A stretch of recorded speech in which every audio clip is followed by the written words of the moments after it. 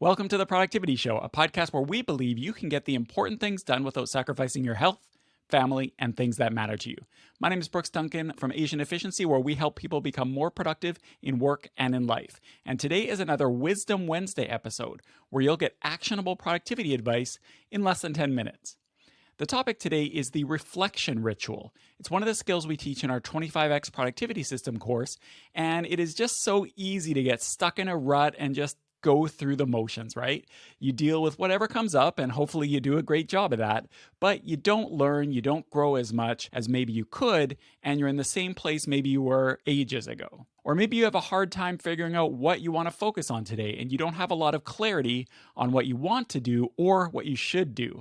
Or maybe you lie in bed thinking about the meeting you had today, or that project you have going on, or, that annoying thing your partner did, wouldn't be me, obviously, or that presentation you need to give tomorrow. You know you need to get some sleep, but your mind just keeps spinning and spinning. Well, there's something that can help with all of these things, and that's a reflection ritual.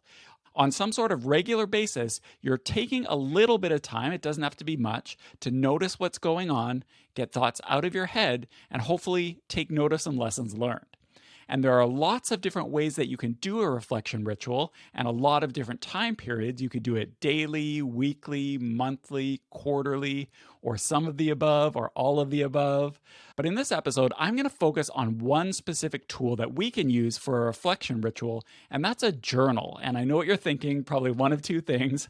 Either journal, my sister kept a journal, or I kept a journal when I was growing up. It's just not for me.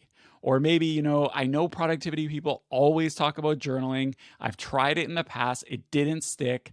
Journaling is just not for me. I totally get it, but I promise you can do a reflection ritual and yes, even a journal in a way that works for you. You get to determine how it looks. And I'm going to talk about some ways that you can do your reflection ritual in a way that helps your productivity and isn't just jotting down random thoughts on whatever happens to be upsetting you on the moment. That's not what we're doing here. The first thing you want to do is to define why you journal. And I'm not going to lie, I tried to start journaling many times in the past. And honestly, I failed many times in the past too. I first started in 2012 and it lasted a whole 2 months. If I look back at my journal, I can see, it started pretty well, but then my next entry wasn't until 2015. And there was a few of those starts and stops in the early years. And I realized that the reason I was journaling was honestly because blogs and podcasts told me I should journal. I didn't actually have a purpose for it. I'm not somebody who tends to hold on to thoughts and have a lot of things bottled up in my mind. So the journaling benefit of getting stuff out of your head just wasn't doing much for me because that's not a problem I had. I was just doing it because that's what people said to do. Then later I realized that a journal doesn't have to be a blank canvas for you to just get out your thoughts. For me, I did it in a more structured way to clarify my day and to try and learn and improve, and that really worked for me, and I've been more or less consistent since 2016. So the key is, what do you want to get out of a reflection ritual? Make sure to figure that out and make sure that the type of journaling you do is going to support that. And that's what I want to talk about next, to pick a format that you enjoy. The traditional way to journal is a notebook and a pen. People have been doing it for hundreds of years, and many people like doing it that way because of the freedom it gives you. You can pretty much do whatever you want on paper, and the lack of distraction is great, and people just like that feeling of pen on paper. And there's even great notebooks out there that are specifically made for this stuff, like the Self Journal, and there's a whole methodologies that have been created, like the Bullet Journal, or Bujo as people call it. And if those work for you, awesome.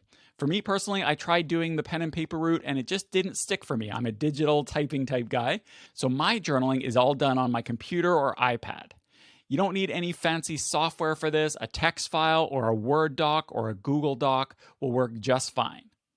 I use an app called Day One that I like a lot. I went away from it for a while, but now I've been using it again for the past few months, and it's great. But again, totally not required. You do not need any special software for this, or frankly, special notebook. Another aspect of the format of journaling that you'll want to consider is the type of journaling that you want to do. Some people just want a blank canvas and want to get their thoughts down. That's totally great.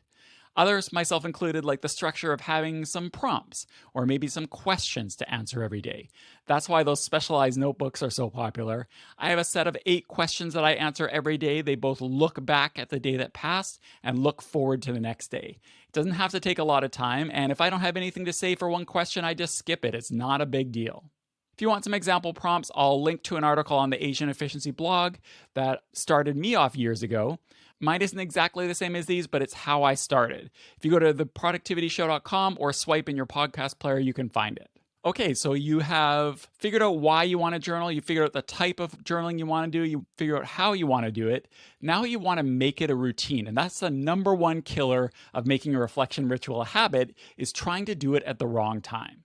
I kept hearing the benefits of journaling in the evening to clear your head before bed, so I tried it out and it was just a big failure. I'm not an evening person at all. I tend to have pretty low energy in the evenings. I'm an extreme morning person. And like I said before, having thoughts bottle up isn't a problem that I have. However, for my wife, it's hugely beneficial, and that's when she does it. She gets so much value out of it. So you really have to do what works for you. I do it in the morning as part of my Rise ritual, which we're going to talk about in a few Wisdom Wednesdays for now. But for some people, doing it in the morning doesn't work either. They just don't have the energy for it, or their mornings are too busy, and that's totally okay. If you've had trouble being consistent with your journal or reflection ritual in the past, it's almost definitely a format issue or a timing issue. So play around with both to find a combination that fits. Finally, we get to the reason and the goal from all this, which is to learn and grow. And you get that from reviewing your journal, going back to look at what you wrote. After a while, you're going to start to have just a pile of journal entries that you've created, and that's where the gold happens. On some sort of regular basis, I do it monthly, personally, but you can do whatever works for you. Read back through what you wrote. You don't have to go super in depth, but just try to pick out things like, are there activities that you were doing a lot of that maybe you shouldn't have? Are there problems or, frankly, problem people that keep coming up more often than you realized? Are there maybe changes that you made based on what you've read? Have you come farther than you realized? I also try to skim through my journal entries as part of my annual review, and my app, Day One, has this fun feature where you can look back at all the journal entries from a certain day. So, for example, I can see everything I wrote on January 18th going back to 2012. Going back and looking at your journal is really fun and useful because things that I struggled with or worried about turned out to be maybe not such a big deal after all. Or some things that I hoped would work out did, and that was great. Also, like I said, you can see how far you've come. I do this weird thing called rucking, which is basically going for a walk, but with a weighted backpack on your back. And it just so happened just yesterday, actually, I was looking back through my journal entries from years ago, and I was commenting about how I was really going to up my weight and really struggling with that. And the weight that I was doing back then is so much lighter than what I'm doing now. And I don't think I really appreciated how far I've come since then. And it was by looking back at my journal that I was able to appreciate that. And now tomorrow, I'm going to be doing it in an energized way because I'm excited about how far I've come instead of dreading going out with all this weight on my back. So again, reflecting back on your past journal entries doesn't have to take a lot of time, it can just be skimming, but it can be super valuable. So if you don't have a reflection ritual already, I would start really simply. Pick a time tomorrow that you're going to do it and that has a good chance of success. Just use a simple paper notebook or a text file or something and just ask yourself a few questions like what went well, what didn't go so well, and maybe what did I learn? Try it for a week and then you can iterate and grow it over time. Don't try to start huge right away. Thanks so much for listening to The Productivity Show, and I will see you next time.